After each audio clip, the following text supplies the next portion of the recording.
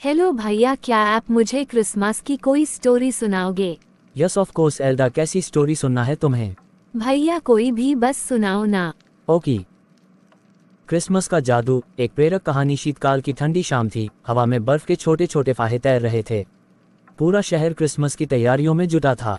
बाजारों में रौनक थी, घर घर सजावट हो रही थी और हर कोई खुश दिखाई दे रहा था। लेकिन इस चकाचौंध से दूर शहर के एक छोटे से कोने में एक गरीब बच्चा राहुल अपने छोटे से झोपड़ी के पास बैठा उदास आंखों से इस त्योहार की चमक को देख रहा था। राहुल का परिवार बहुत गरीब था। उसकी माँ घरों में काम करके जैसे तैसे गुजर बसर करती थी। राहुल का एक छोटा भाई और बहन भी थे जो अभी बहुत छोटे थे। पिता का साया बचपन में ही उठ गया था और राहुल ने बहुत कम उम्र में ही जिम्मेदारियों का बोझ उठाना सीख लिया था। क्रिसमस का त्योहार आ तो रहा था, लेकिन राहुल के पास न तो नए कपड़े थे, न कोई उपहार और न ही मिठाइयाँ। उसे हमेशा ये लगता कि त्योहार केवल अमीर लोगों के लिए होते हैं। उस शाम राहुल बाजार की ओर निकल पड़ा। वह देख रहा था कि लोग अपने बच्चों के लिए कैसे सुंदर सुंदर उपहार खरीद रहे थे। क्रिसमस ट्री की सजावट हो रही थी और सड़कों पर बर्फ की चादर के बावजूद बच्चों के चेहरे पर मुस्कान थी। परंतु राहुल के दिल में एक टीस थी। उसे याद आया कि पिछले साल भी वह इसी तरह क्रिसमस की रात में बाहर खड़ा था और उसने तब भी कोई तोहफा नहीं पाया था। राहुल ने अपनी माँ से पूछा, माँ, क्या इस बार हम भी क्रिसमस मना सकते हैं? मेरे दोस्त कह रहे हैं कि सांता क्लॉस सभी अच्छे बच्चों को उपहार देता है। क्या सांता हमारे लिए भी कुछ लाएगा? राहुल की माँ ने उसके सिर पर प्यार से हाथ फेरते हुए कहा, बेटा, क्रिसमस का असली मतलब उपहारों या धन दौलत से नहीं है। ये प्रेम, दया और खुशियाँ बांटने का त्योहार है। सांता उन लोगों के पास भी आता है जो दूसरों की मदद करते हैं और दिल से अच्छे होते हैं। राहुल को माँ की बात समझ तो आई, लेकिन उसे यकीन नहीं हो रहा था कि उनके पास भी सांता आ सकता है। उसके मन में अब भी सांता को देखने की ख्वाहिश थी। रात हो गई थी और राहुल अपने बिस्तर पर लेटा हुआ था, पर नींद नहीं आ रही थी।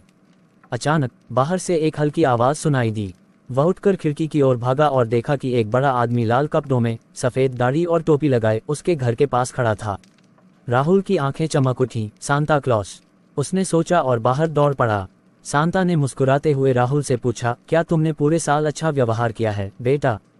राहुल ने सिर हिलाकर कहा, जी हाँ, मैंने माँ की बहुत मदद की और छोटे भाई बहन का ध्यान रखा। लेकिन हमारे पास इस बार भी क्रिसमस मनाने के लिए कुछ नहीं है।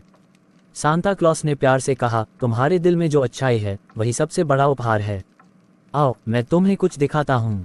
सांता ने राहुल को पास के चर्च की ओर इशारा किया।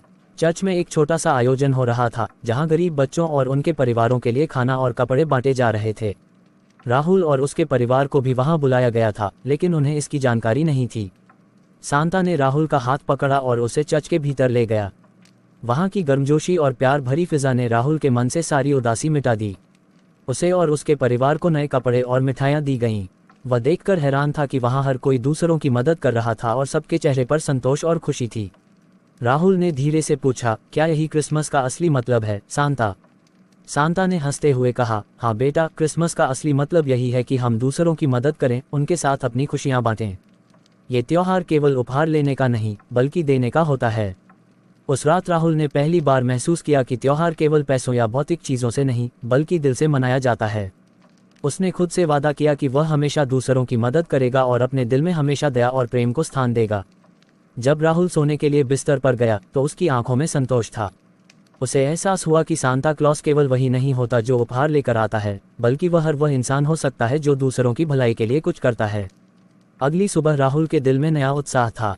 वह जानता था कि उसने इस बार सच्चे अर्थों में क्रिसमस मनाया है। सो एल्डा, कैसी लगी स्टोरी तुम्हें? स्टोरी बहुत अच्छी थी भैया। ओके गाइस, स्टोरी पसंद आए तो चैनल को लाइक एंड सब्सक्राइब करें। बाय, मिलते हैं नेक्स्ट वीडियो में।